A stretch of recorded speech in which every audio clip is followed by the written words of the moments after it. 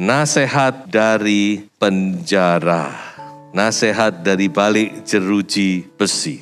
Ada 4 surat Paulus yang dikenal sebagai surat-surat penjara. Saya selalu singkat dengan EFKF. Efesus, Filipi, Kolose, Filemon. Mengapa disebut surat penjara? Karena surat-surat ini ditulis oleh Rasul Paulus pada saat Rasul Paulus dipenjara di Roma yang pertama kali. Jadi Paulus itu sempat dilepaskan, kemudian ditangkap lagi untuk yang kedua kali dan dia dieksekusi oleh Kaisar Nero, dipenggal kepalanya.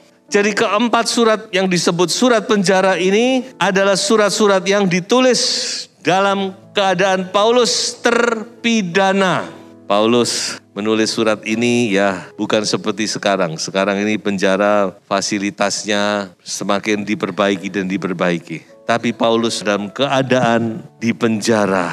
Saya akan berbicara tentang surat Filipi. Nah, surat Filipi ini dikenal sebagai surat sukacita. Kenapa? Karena di dalam surat ini yang sangat singkat, hanya 4 pasal, itu ada 16 kali kata sukacita muncul di situ. Ditulis oleh seorang yang keadaannya sebenarnya tidak menyenangkan.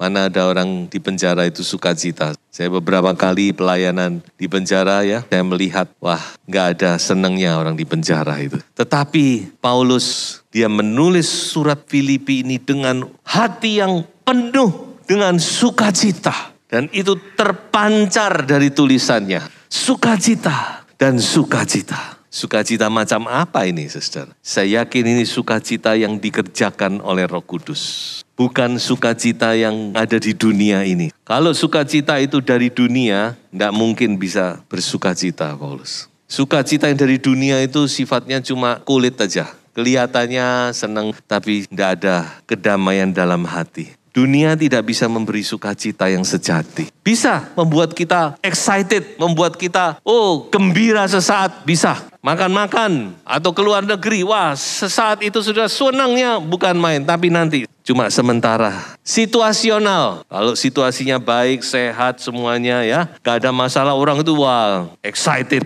Tapi kalau ada masalah, gak bisa. Tapi Paulus dalam keadaan terpidana, terbelenggu. Di surat-surat yang lain dia mengatakan, ingatlah akan belengguku ini. Jadi dia dalam keadaan terbelenggu, dalam keadaan yang tidak nyaman. Tapi dia menulis surat sukacita ini. Haleluya. Berarti sukacita itu tidak tergantung dari situasi dan kondisi. Amin. Sukacita yang dari Tuhan itu dari dalam, bukan dari luar. Dan sukacita itu adalah buah daripada Roh Kudus. Kasih, sukacita, damai sejahtera, dan seterusnya.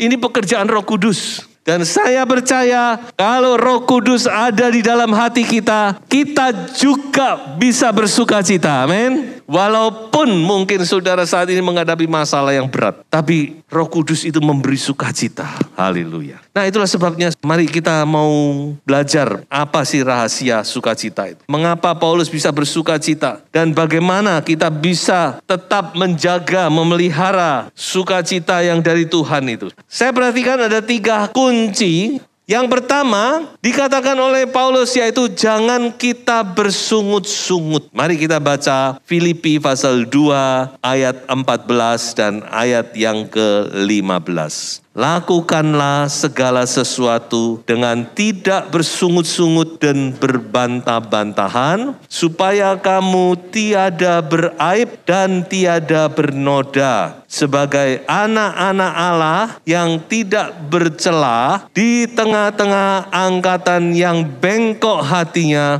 dan yang sesat ini, sehingga kamu bercahaya di antara mereka seperti bintang-bintang di dunia, sambil berpegang pada firman kehidupan. Nah, perhatikan, salah satu yang sering kali membuat sukacita kita itu bocor. Ya, saya pakai istilah bocor ya. Jadi gini saudara ya, mungkin saudara datang ke gereja, wah pulang dengan sukacita, penuh dengan sukacita damai sejahtera. Nggak lama lagi hilang. Makanya saya pakai istilah bocor. Salah satu yang membuat sukacita ini bocor yaitu dari mulut kita sendiri. Dari mulut kita, bagaimana? Yaitu dengan kita bersungut-sungut, nggak puas.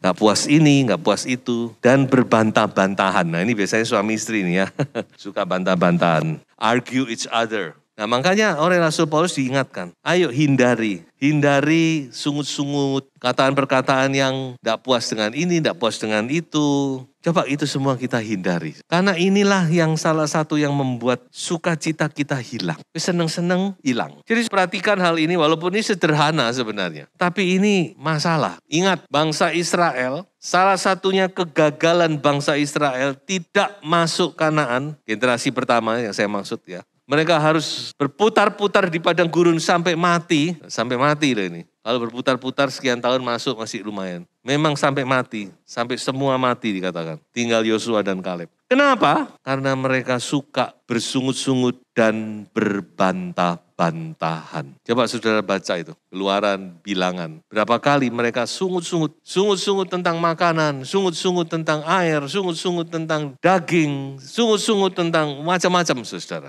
Dan bantah-bantahan terus sama Musa, sama Harun. So itu mari kita mau belajar dari histori rohani, ya, dari sejarah rohani kita. Bagaimana kegagalan-kegagalan itu jangan sampai terjadi lagi.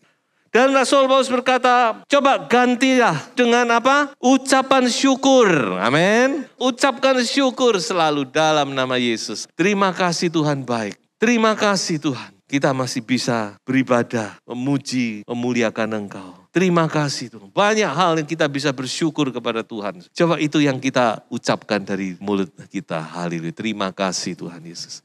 Apapun sekarang keadaan saya saat ini, saya mau bersyukur. Terima kasih Tuhan Yesus baik. Dan dikatakan itulah yang dikehendaki oleh Allah Bapa di dalam Kristus Yesus bagi kita semua. Sekarang saya mau melihat yang kedua. Yang kedua ini juga simple, yaitu jangan khawatir tentang apapun juga. Nah ini yang dikatakan oleh Filipi. Janganlah hendaknya kamu khawatir tentang apapun juga. Tetapi nyatakanlah dalam segala hal keinginanmu kepada Allah dalam doa dan permohonan dengan ucapan syukur. Damai sejahtera Allah yang melampaui segala akal akan memelihara hati dan pikiranmu dalam Kristus Yesus. Haleluya. Janganlah hendaknya kamu khawatir tentang apapun juga. Mungkin saudara-saudara akan berpikir, mana bisa Memang hidup ini tidak bisa lepas dari kekhawatiran.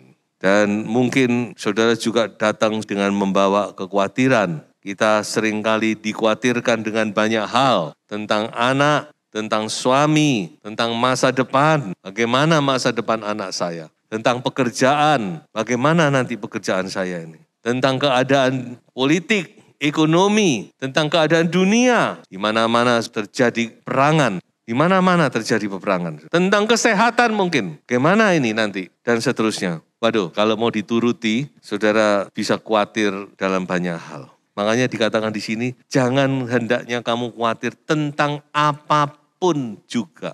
Jadi tidak terkecuali. Firman Tuhan berkata, jangan dikhawatirkan. Dan Tuhan Yesus sendiri juga berkata di dalam Injil Matius pasal 6, bahwa kekhawatiran itu gak ada gunanya sama sekali. Silahkan kita khawatir, tapi kekhawatiran kita itu gak membantu masalah kita akan selesai dan sebagainya. Tidak ada gunanya. Kekhawatiran itu membuat sukacita kita juga hilang. Nah, jadi nasihat Paulus bagaimana supaya kita tidak khawatir? Dikatakan ganti kekhawatiran itu dengan apa? Doa. Kalau tadi sungut-sungut harus kita ganti dengan ucapan syukur. Sekarang kekhawatiran, ayo kata Paulus, kita ganti dengan doa, permohonan, dan ucapan syukur. Jadi saya berikan satu kunci ya. Begitu saudara khawatir tentang sesuatu, doa. Doa enggak harus saudara langsung berlutut, enggak. Doa itu kan conversation, komunikasi kita dengan Bapa. Sampaikan, Tuhan tolong. Tuhan aku serahkan masalah ini ke dalam tangan. Khawatir, doa. Begitu saudara khawatir, bawa dalam doa. Nyatakan semua kepada Tuhan. Terima kasih Tuhan, saya percaya, saya serahkan kepada. Dan firman Tuhan berkata nanti saudara akan merasakan bagaimana Tuhan akan berikan damai sejahteranya. Yang melampaui akal dan pikiran kita.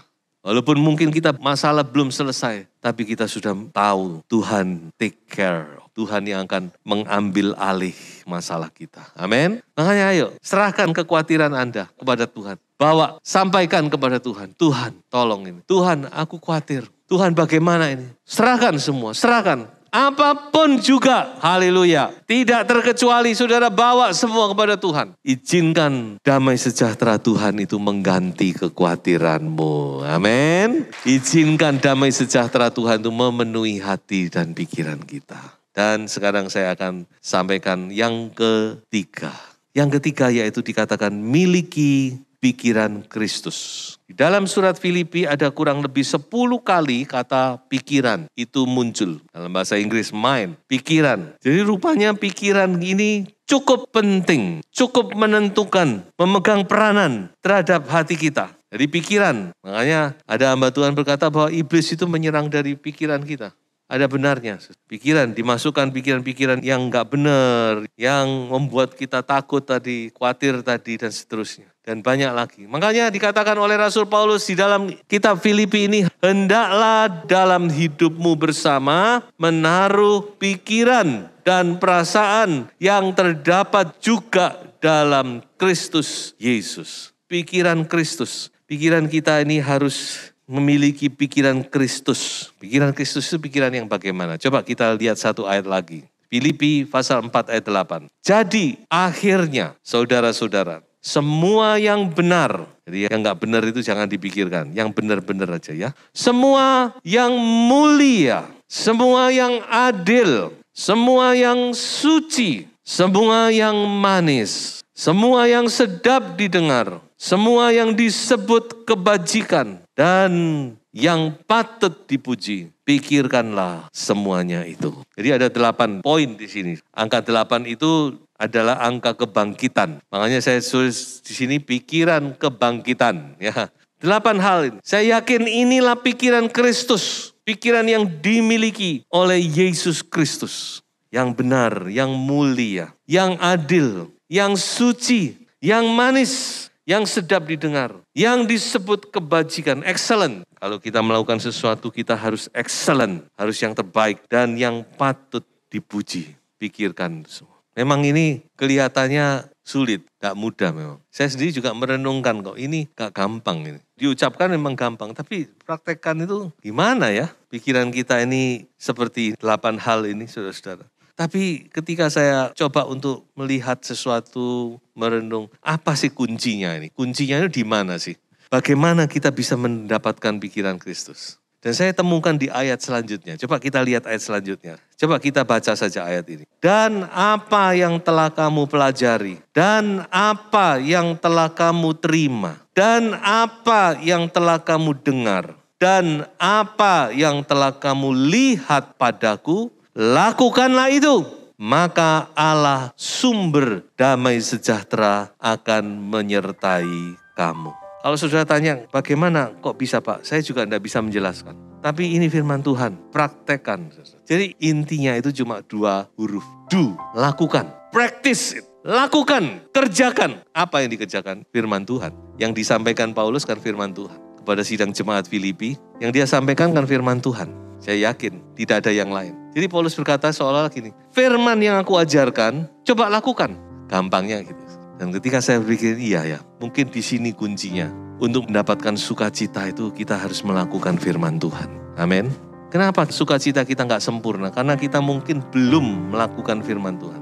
Dengar, lakukan. Dengar, lakukan. Coba kita belajar. Kita banyak tahu dengan firman, kita banyak mendengar dengan firman, tapi mungkin kita masih terlalu sedikit melakukan firman Tuhan. Kita mau belajar, saudara. Lakukan, praktekkan itu. Maka sukacita saudara akan melimpah. Amin. Dan inilah pesan terakhir yang saya sampaikan dari kitab Filipi. Ajakan Paulus kepada jemaat, rejoice with me. Bergembiralah, bersukacitalah dengan aku. Tuhan Yesus memberkati. Haleluya.